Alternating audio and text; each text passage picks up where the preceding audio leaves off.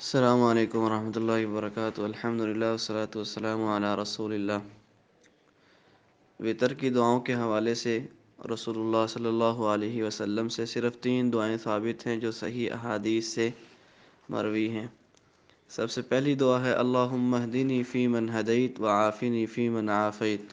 اسی طرح یہ پوری دعا آگے، تو اس کا حوالہ سنن نبی داؤد کی حدیث نمبر 1425 میں ہے، اور اسی طرح جامع ترمذی میں 464 نمبر پر یہ حدیث موجود ہے۔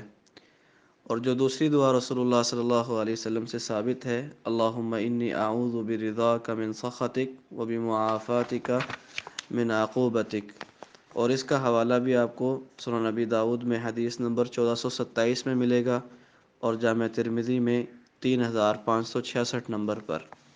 اور تیسری دعا جو حدیث سے ثابت ہے، اللہم ایاک نعبد ولک نصلی ونسجد، اور اسی میں ہی آگے جا کر جیسے آپ نے الفاظ دہرائے ہیں اللہم انا نستعینک ونستغفرک، تو اس کا حوالہ بھی سنن ابی داؤد میں 1430 نمبر پر، اور سنن نسائی کے اندر 1730 میں یہ حدیث موجود ہے۔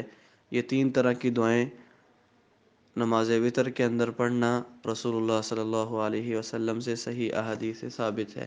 واللہ اعلم۔ السلام علیکم ورحمۃ اللہ وبرکاتہ۔